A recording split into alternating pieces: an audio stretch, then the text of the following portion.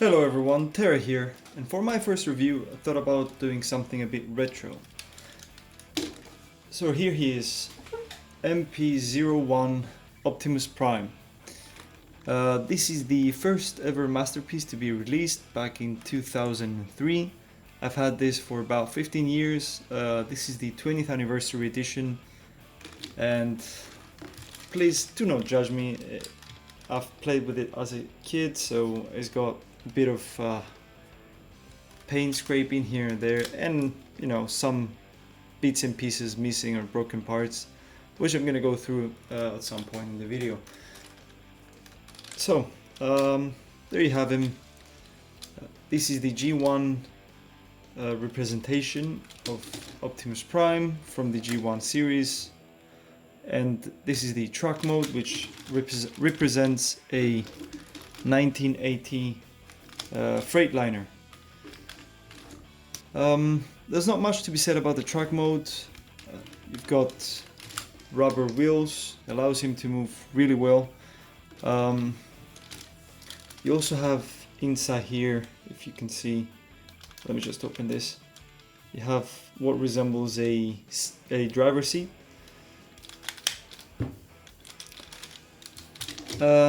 This toy is quite heavy. It's mostly made out of die cast. The rear part is like 90% of die cast, and you also have a lot of die cast in the front section of the windshield, and this is also made out of die cast. As for accessories in the truck mode, there's not much. Actually, there's nothing to be said about it. I do not own the trailer that goes on the back. That was a separate part, and nowadays it's probably really difficult to find. He also has another gimmick in this mode, which is functioning pistons. So as you can see, there's a small screw. There's a small spring in there, which allows him to actually have functioning suspension. So that's pretty much it about the truck mode. So let's get to the transformation. This is quite a simple design. I mean, this came out 20 years ago, so what would you expect? Still, it's quite fun. What I like to do is start from the front, just come here, pull these sections out on each side, and just fold out the arms on each side. And come on. And if I'm not mistaken, this kind of transformation is quite true to the show, and they've also kept it with the recent Transformer movies. So as for the arms, you want to just flip open this panel here and just push it forward, which brings out the fist, and just close it back up. Do the same on the other side, and there you have the arms. I'm just going to leave them out on the side for now. Then you want to just close these doors here on both sides, and then come underneath here, and as you can see, there's two small pegs that go into the slots here, and just pull it out. But I have to be careful with these because this thing is prone to breaking. So now just, come on, focus. Just open up the chest area, fold down the seat, and then you want to just extend this part. Then come back to the back side, open up the backpack, push down here, which should spring free the head, rotate it, it's gonna clip down here, and just close the backpack and flip the antenna. Just flip these two panels here, they're on a hinge, so flip them forward. And what you want to do is this section here, which is it's the chamber for the matrix of leadership, you want to rotate it so that the opening can be seen from the top, and then you just want to flip down the grill section on top of it, and then just flip down the bumper, and then this whole section can be pushed inside the chest and then flipped upwards, and it's gonna stay in there, and then you can just close up the chest area.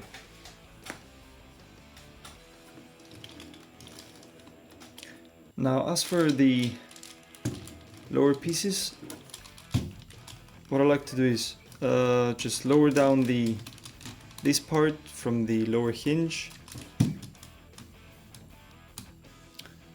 and then come to these two pieces, which can be rotated, and as you rotate you want to flip them upwards and into the chest like so, and this is gonna lock in here.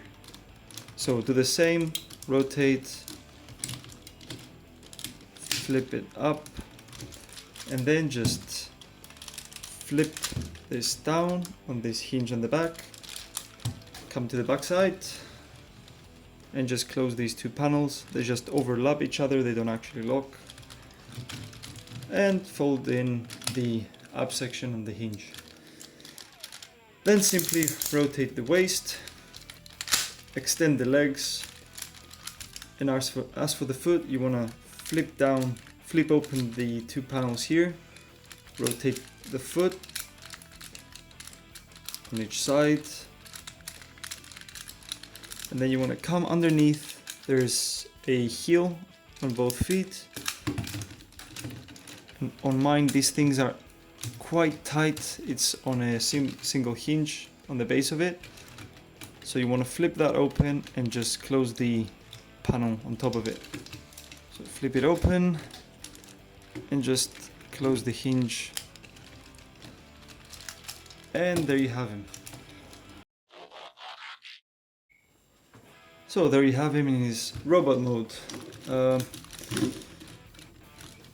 So let's take a look at the head sculpt. You have the lovely light blue colored eyes, and the standard blue, dark blue head, and also the metallic silver faceplate.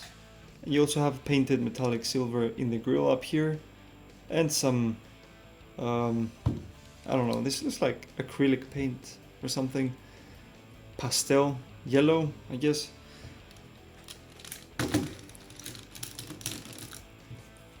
And you also have the standard red, silver and blue colors for Optimus Prime that everybody knows and loves. What else? As far as color scheme goes, I think he's mostly made out of this red injection plastic, with some exception on the metallic parts. I think this is red metallic. It's slightly lighter than the rest of the body. As for size comparison, here he is next to Masterpiece. Let me just move out in the back. Here he is next to Masterpiece Dinobot. And here he is next to Perfect Grade Zaku. So, articulation wise, the head is on a ball joint, so it can rotate 360. It can loop up that far, down that far. The shoulders are on a butterfly joint, and you can move them up about 2 clicks on a tough ratchet, and almost 1 click downwards.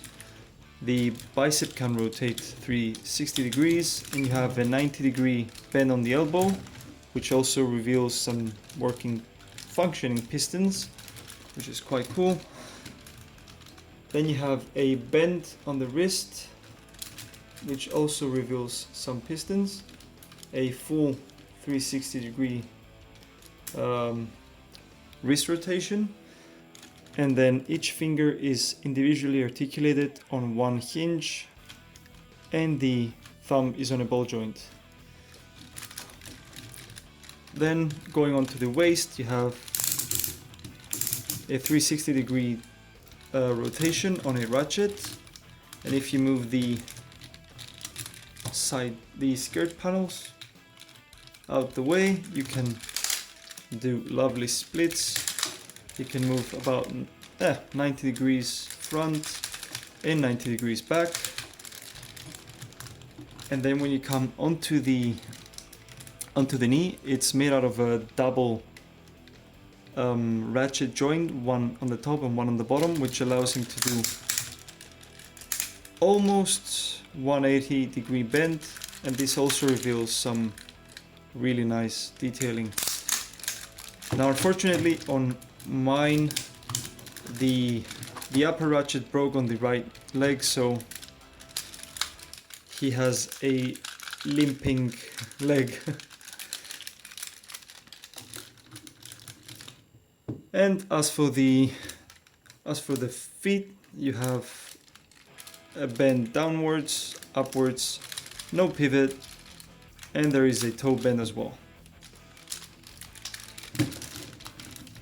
So for a 20-year-old Masterpiece, I mean, this is quite articulated. Back in the day, this was probably the most articulated Transformer to exist, to be honest. I can't really recall any other Transformer at that time which could have so much articulation and so much posability. Now unfortunately this is quite old, so it's gonna be hard to pose in.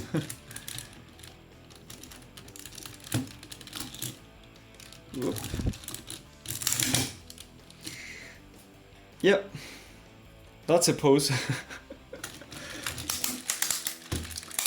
I guess one of the negatives of this figure is that he's quite heavy. There's so much die cast on this figure, and considering that nowadays to buy anything with half as much die cast as this guy has is probably going to be $150, $250 dollars worth. This thing is heavy, hence why he can't really hold the legs all together. As for accessories, it comes with the standard ion blaster. Unfortunately, there isn't any way of attaching this into his hand. You can just, adjust the hand around it. So you want to place it there, close the fingers. Let me just bring it on this side. So you want to close the fingers around and then just position the thumb so that it, locks it into place, let's say.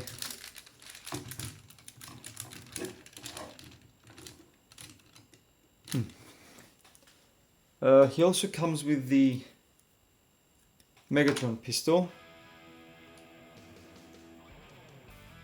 Focus, come on. This comes together with the extension parts, the barrel extension, the scope, and there's also a butt extender, but I must have misplaced it.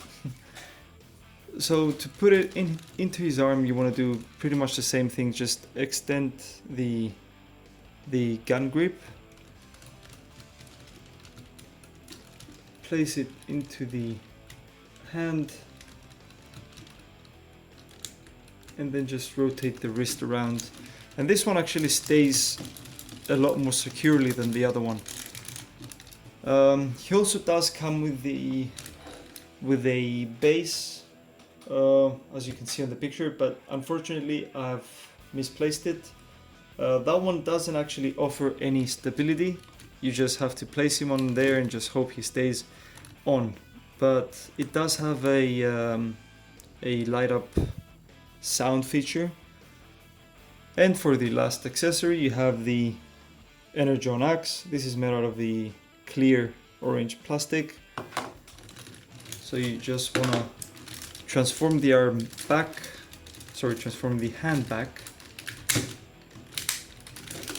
And inside inside the hand section you have a slot on each side. So you want to peg,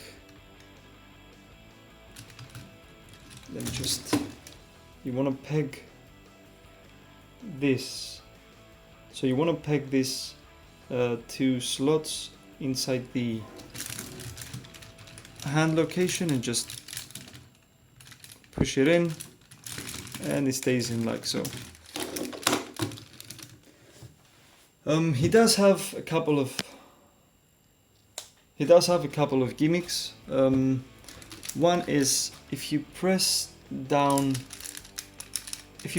down, the flaps open up. So he has a bit of an auto transformation mechanic. And if I remember correctly, the auto transform gimmick came out back when the first Bayverse movie came out. He also has a talking mechanism. So on the back of the head there is this button here. If you press it, it allows for a mouth movement. One shall stand, one shall fall. Yeah, my interpretation sucks. Oop. Stay there, come on. And last but not least, if you open up the chest, you can reveal the chamber, where you have a little matrix of leadership. This actually comes out an extent, but it's near impossible to come out. And you also have a light up feature by pressing the button here on the side of his head. I have removed the batteries in this thing on purpose because I didn't want to get the mechanics rusted, and I pretty much forgot to put them in for the review. So there you have it.